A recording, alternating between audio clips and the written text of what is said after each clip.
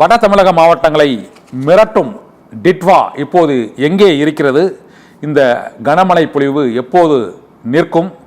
தொடர்ந்து டிமிக்கி கொடுத்து கொண்டு இருக்கும் இந்த டிட்வாவின் இப்போதைய நிலை என்ன என்பது குறித்து வானிலை நிபுணர் செல்வகுமார் நம்மோடு இணைந்திருக்கிறார். அவரிடம் கேட்கலாம். செல்வகுமார் சார், வணக்கம் சார். வணக்கம் சார். வணக்கம் சார்.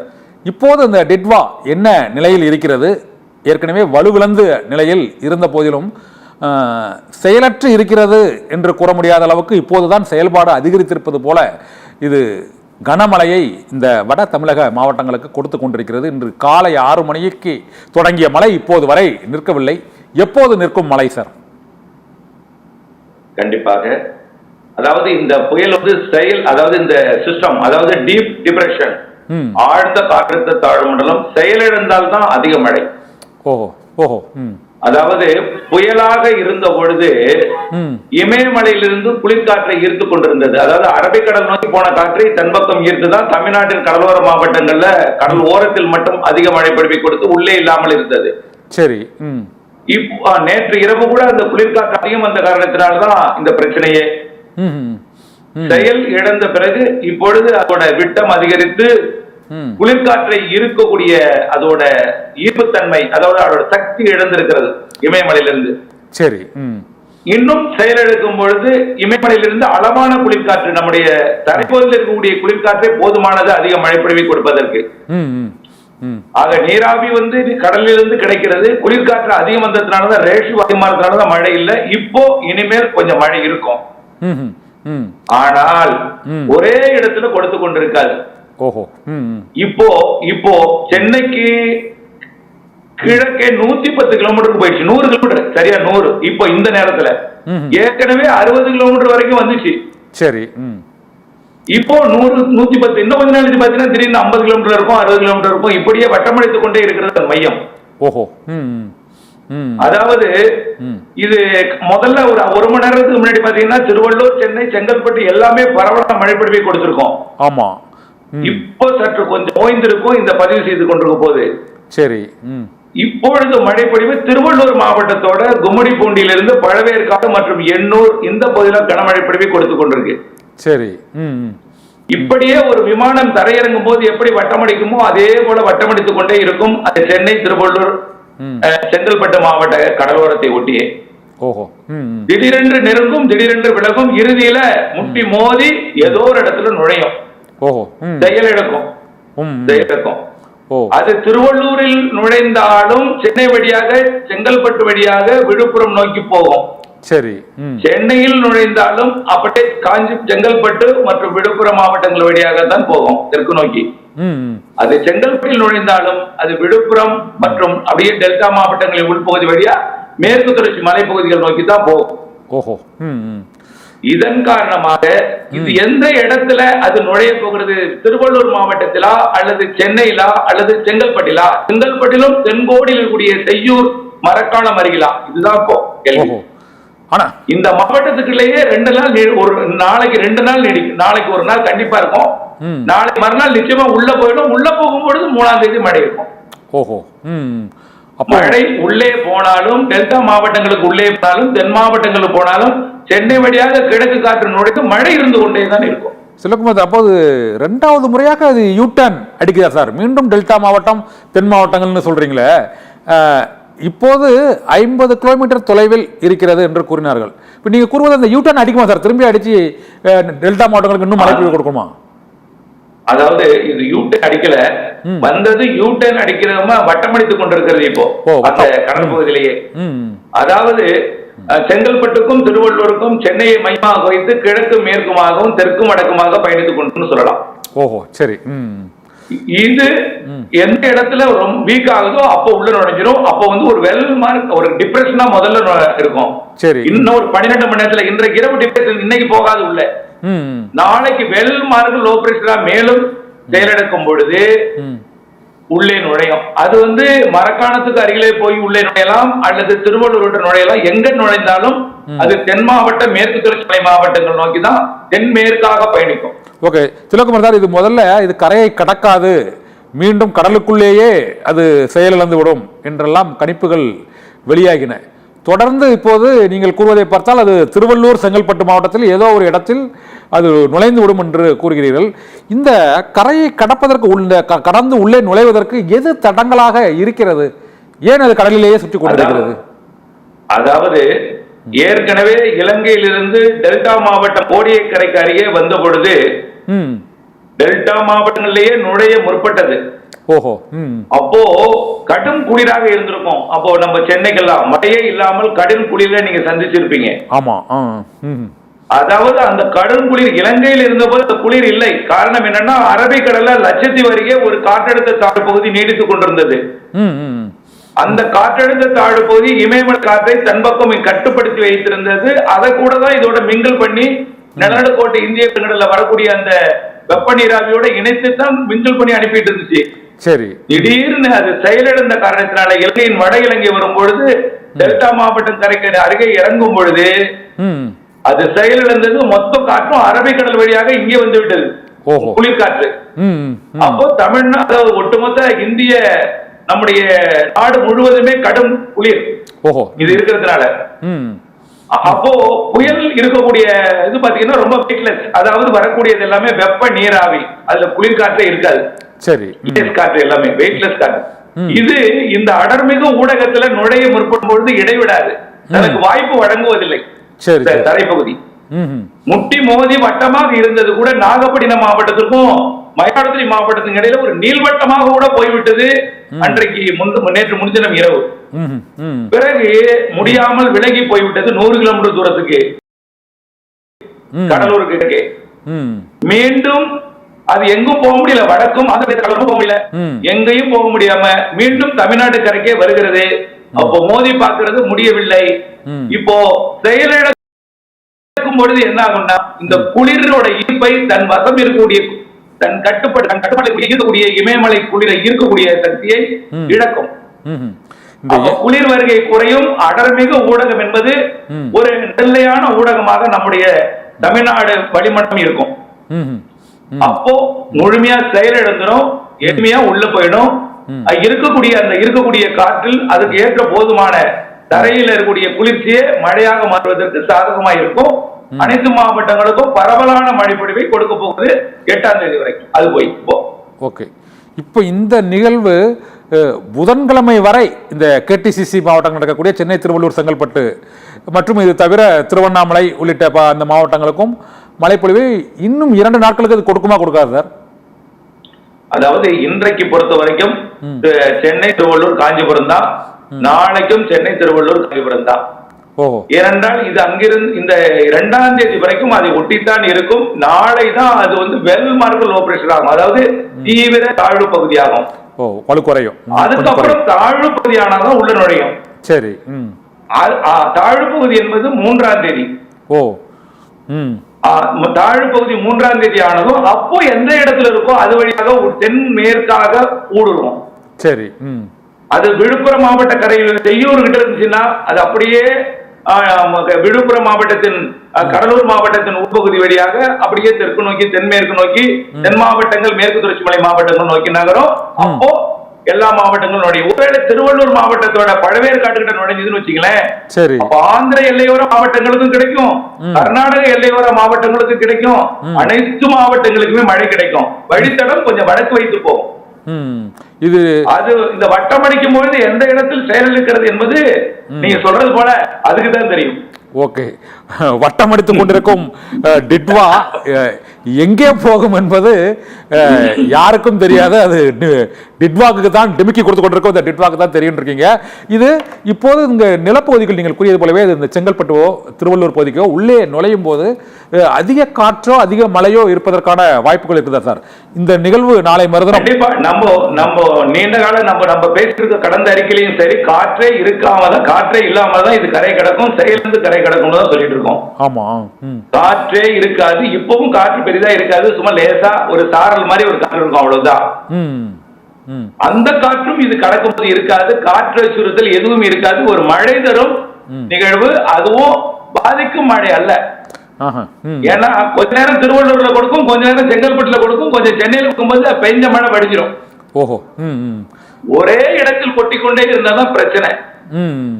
ஆனால் இன்னைக்கு சென்னையில காலையில 6 மணிக்கு சென்னையின் முக்கிய பகுதிகளாக இருக்கக்கூடிய அந்த நுங்கம்பாக்கம் வானிலை மையம் இருக்கக்கூடிய அந்த நுங்கம்பாக்கத்திலிருந்து தாம்பரம் வரை, அதே போல இங்கிட்டு பொன்னேரி மீஞ்சூர் வரையும், அங்கே மேடவாக்கம் அந்த மாமல்லபுரம் வரையிலும் காலையில் பெய்த மழை தொடர்ச்சியாக பெய்து கொண்டே இருந்தது. கிட்டத்தட்ட மத்திய சென்னை பகுதியில் ஒரு 10 சென்டிமீட்டர் வரை அந்த மழை பதிவாகி இருக்கிறது. தொடர் மழை 6 மணியிலிருந்து இப்போது வரை, ஒரு சற்று முன்பு வரை, ஒரு 5 மணி வரையே அந்த மழை நிற்கவே இல்லை. இது போன்ற மழை நாளை இருக்குமா சார்? கண்டிப்பா. இப்போ திருவள்ளூர் இப்போ அந்த வட்டமடித்து இருக்கிறது, மீண்டும் சென்னைக்கு மழை கொடுக்கும் வகையில ஒரு செட்டிங்கை செட் பண்ணோம். இது இப்ப திருவள்ளூர் மாவட்டத்தோட பழவேற்காடு, கும்மிடிப்பூண்டி, எண்ணூர் மற்றும் அதன் கடலோரத்தில் இருக்க திருவள்ளூர் கடலோரத்தில் மழை பெய்து கொண்டிருக்கு. சற்று நெருங்கி தெற்கு நோக்கி செங்கல்பட்டு மாவட்டம் நெருங்கும் போது மீண்டும் சென்னைக்கும் வட சென்னைக்கும் திருவள்ளூரோட கும்மிடிப்பூண்டி மற்றும் உள்ளே திருவள்ளூர் வரைக்கும் கூட மழை பொழிவை கொடுக்கும். பிறகு அது மேலும் தெற்கு நோக்கி போயிட்டு இன்னும் கொஞ்சம் செங்கல்பட்டுக்கும் மழை பொழிவை கொடுக்கும், மீண்டும் உள்ளே போகும். இப்படியே அது இடத்துல முயற்சி பண்ணும் உள்ள போக. அது முயற்சி பண்ணி முற்றிலுமாக செயலிழந்த பிறகுதான் அது கடந்து போகும். அது நாளை. அதனால முற்றிலுமா செயலிழந்த பிறகுதான் அது வேலூருக்கெல்லாம், ராணிப்பேட்டைக்கெல்லாம், திருவண்ணாமலைக்கெல்லாம் மழை பொழிவை கொடுக்க போகிறது. அது எந்த திருவள்ளூரில் நுழைந்தால் வேலூர்ல நிறைய மழை கிருஷ்ணகிரி வரைக்கும் கொடுக்கும். சென்னையில் நுழைந்தால் அது சேலம் மற்றும் தருமபுரி, இப்படியே ஈரோடு வரை கொடுக்கும். சரி. செங்கல்பட்டில் நுழைந்தால் அது அப்படியே சேலம் மாவட்டம் மற்றும் கோயம்புத்தூர், நீலகிரி, இதற்கு தெற்கே உள்ள மாவட்டங்களுக்கு நல்ல மழை பொழிவை கொடுக்கும். வடக்கையும் கொடுக்கும், குறைவாக கொடுக்கும். எல்லா மாவட்டங்களுக்கும் பரவலான மழை பொழிவு வரக்கூடிய 4ஆம் தேதியிலிருந்து கிடைக்க போகுது. ஆனா சென்னைக்கும் மழை இருந்து கொண்டுதான் இருக்கும். அசுறுத்து மழை என்பது விலகி மழை இருந்து கொண்டே இருக்கும். வரக்கூடிய 8ஆம் தேதி வரைக்கும் மழை. ஓகே. ஆனா இந்த 3ஆம் தேதி அந்த புதன்கிழமை அது எப்படியாவது அது ஒரு பகுதியில் உள்ளே நுழைந்து விடும். ஆனா 8ஆம் தேதி வரை அதனுடைய விளைவுகள் இருக்கும்னு சொன்னீங்க. இந்த காற்றழுத்த தாழ்வு பகுதி வலுவிழந்து இது நீங்கள் கூறியது போல அது கரையை கடந்து உள்ளே நுழைந்த பிறகு இந்த விளைவினால் தான் மழை பெய்யுமா, அல்லது புதிய நிகழ்வு ஏதாவது இருக்குதா சார்? 8ஆம் தேதி வரை மழை புதிய நிகழ்வு ஒன்று வந்து கொண்டிருக்கிறது. ஒரு வளிமண்டல கீழடுக்கு சுழற்சியா வந்துட்டு. இப்போ ஆமா, இப்போ அது தாய்லாந்து வளைகுடாவில் இருக்கிறது. அது அந்தமான் கடற்பகுதிக்கு வரக்கூடிய 5-6 தேதிகளே வட இலங்கைன்னா தமிழ் மக்கள் தயவு செய்து கவலைப்படாதீங்க, ரொம்ப கஷ்டமான நிலைமையில இருக்கீங்க. ஆனால் அது ஒரு பெரிய ஏற்கனவே கொடுத்த பாதிப்பை அது கொடுக்காது. மழைப்பொழிவை கொடுக்கும். அதாவது மறுசீரமைப்புக்கும் உங்களுடைய மீண்டெடுவதற்கான ஒரு இடையூறை கொடுக்குமே தவிர ஒரு பாதிக்கும் மழை அல்ல. ஆனால் மழை இருக்கும், கனமழை இருக்கும்.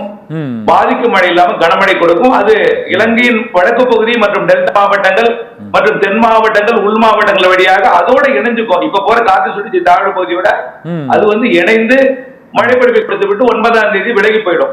அடுத்த நிகழ்வும் இருக்கு 10ஆம் தேதி. அதுவும் தென்சின கடல் இருக்கு. இப்போ அதுவும் 10ஆம் தேதி அங்கிருந்து அதாவது 11ஆம் தேதி வாக்கில் இங்க வரும் என்று எதிர்பார்க்கப்படுகிறது. அதுவும் ஒரு 3-4 நாளைக்கு மழை பெய்யும். இப்படியே நிகழ்வு இருக்கு, நிறைய இருக்கு. இந்த மாதம் முழுவதும் மழை தான். அப்படின்னா டிசம்பர் மாதம் முழுவதும் 2 நாள் இடைவெளி கொடுப்பது போல தெரியும். அதுலயும் தூறல் சாரலாம் இருந்து கொண்டே இருக்கும். காய விடாத மழை பொழிவு இருந்து கொண்டே இருக்கும். ஓகே. ஆனால் இந்தோனேசியாவில் கடுமையான மழைப்பொழிவு, அங்கே ஒரு 500 பேருக்கு மேலே உயிரிழப்புங்கிற ஒரு தகவல் வந்திருக்குது சார். இலங்கை போல இந்தோனேசியா அது வேறு நிகழ்வா? அதனால நம்ம வங்கக்கடல் பகுதிக்கு ஏதாவது பாதிப்பு ஏற்படுமா? அதாவது ஏற்கனவே நம்ம புயல் உருவானதுல மலேசியாவிற்கும் இந்தோனேசியாவுடைய இடைப்பட்ட நிகழ்வு அது கடந்த வார தகவல். கடந்த 2-3 நாட்களுக்கு முன்பு நடந்த தகவல் தாமதமாக வந்திருக்கிறது நமக்கு. இந்தோனேஷியாவிட வெள்ளப்பெருக்கை ஏற்படுத்தி விட்டு மலேசியாவிற்கும் வெள்ளப்பெருக்கை ஏற்படுத்தி விட்டு திரும்பி போய்விட்டது. அது இப்பொழுது வியட்நாம்ல இருக்கக்கூடிய ஒரு புயலோட சேர்ந்து விட்டது போய். அது அந்த சென்னியார் அந்த புயலின் தொடர்ச்சியா தரது. சென்னியார் சும்மா 5 மணி நேரம் தான் இருந்துச்சு உயிரோட. அது அப்புறம் மண்டம் காற்றழுத்த தாழ்வு மண்டலமா செயலிழந்தது. ஓகே. நாம் இப்போது அந்த இலங்கையில் மற்றும் இந்தோனேசியாவில் ஏற்பட்ட நிகழ்வுகள் தொடர்பாக இலங்கை நிகழ்வை மிக முன்னரே, அதாவது 27ஆம் தேதி அது நகர்ந்தது என்றால் 21ஆம் தேதியே செல்வகுமார் அது தொடர்பான எச்சரிக்கையை விடுத்தார். இருந்த போதிலும் அங்கு ஒரு மிகப்பெரிய நெருக்கடி மற்றும் 500க்கும் மேற்பட்ட உயிரிழப்பு ஏற்பட்டு விட்டது. அதை தடுக்க இயலவில்லை என்றாலும் இப்போது அடுத்த இந்த டிட்வா நிகழ்வு எங்கே செல்லும், அது எப்போது இங்கே கரையை கடக்கும், அதனால் ஏற்படும் விளைவுகள் தொடர்பாக தொடர்ந்து பேசிக் கொண்டிருக்கிறோம். செல்வகுமார் சார், நம்ம தொடர்ந்து இந்த சிறப்பு நேரலையில் பேசலாம்.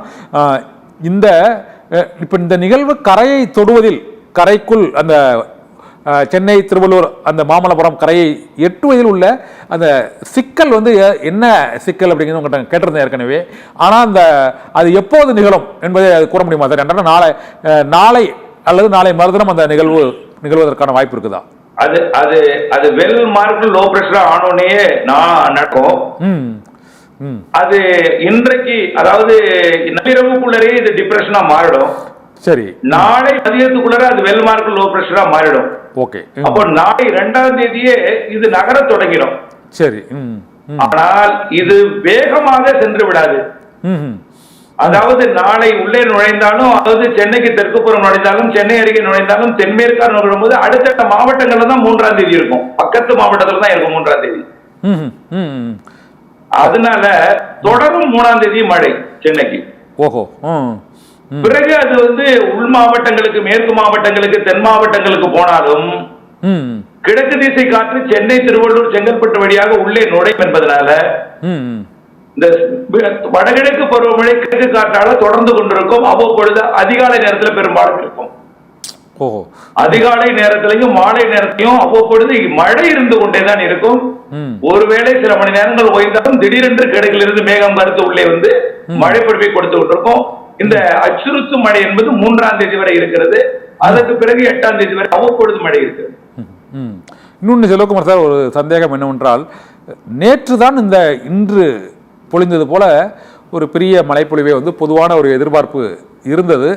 அதற்கு ஏதோ வறண்ட காற்று உட்புகுந்ததால், ஒரு வறண்ட நிகழ்வு உட்புகுந்ததால் அந்த மழை பொழிவு நின்றதாக கூறப்பட்டது.